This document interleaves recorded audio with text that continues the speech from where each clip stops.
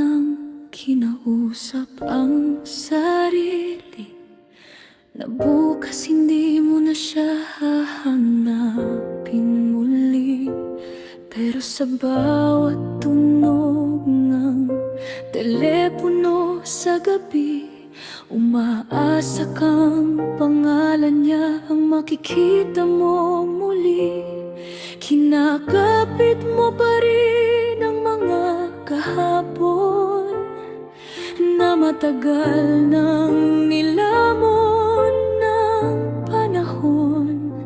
Habang siya'y unti-unti nang lumalayo, ikaw na may naiwan sa mga baka sakali at siguro. Hindi lahat ng iniwan ay babalik pa, at hindi lahat ng pag-asa ay dapat pang ipaglaban.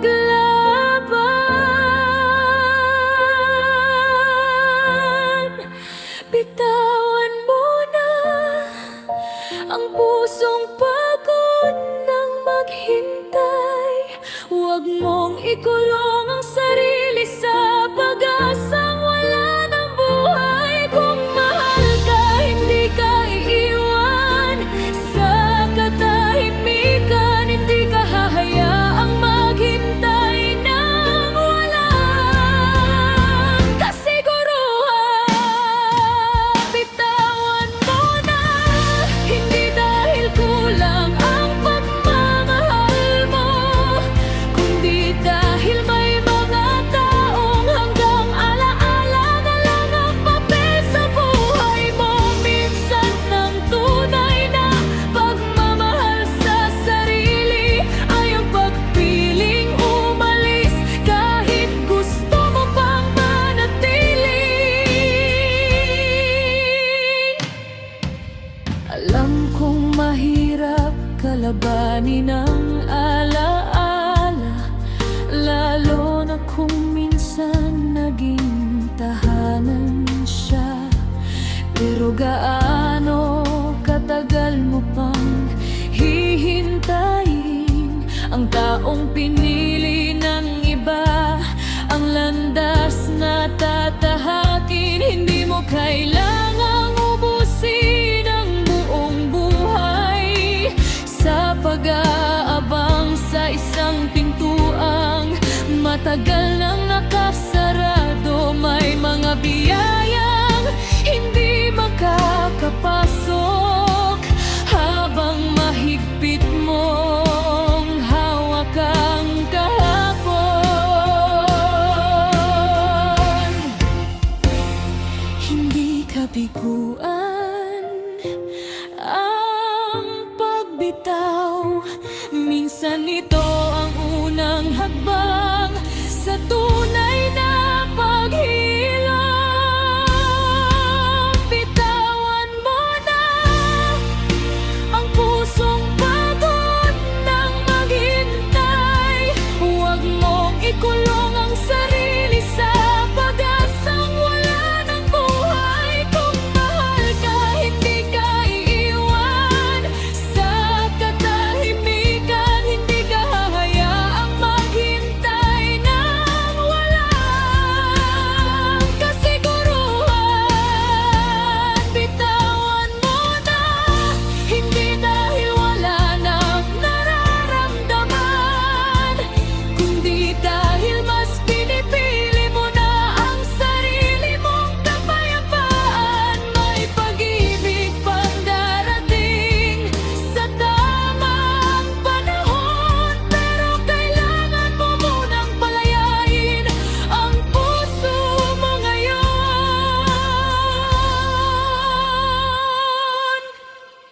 Paano kung ang himalang hinihiling mo ay hindi ang pagbabalik niya, kundi ang araw na gigising ka na hindi mo na siya hinihintay?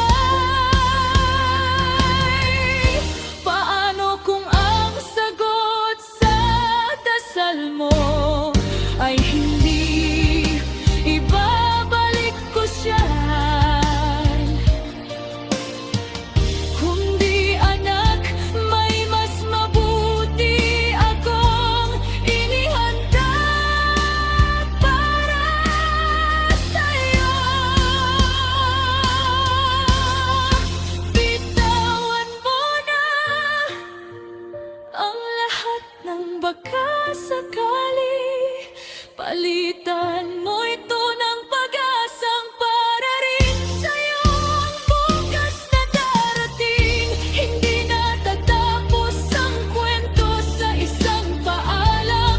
May mga kabanatang mas maganda kapag tuto kang magpaalam. At balang araw, kapag tunay ka ng masaya, hindi mo na hihilingin bumalik ko sa'yo. Dahil mauunawaan mo ang pagbitaw ay hindi pagkahalan,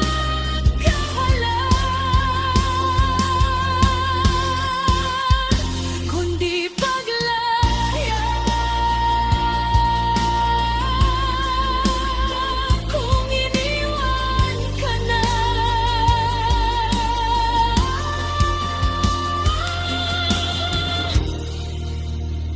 huwag mong iwan ang sarili mo sa paghihintay.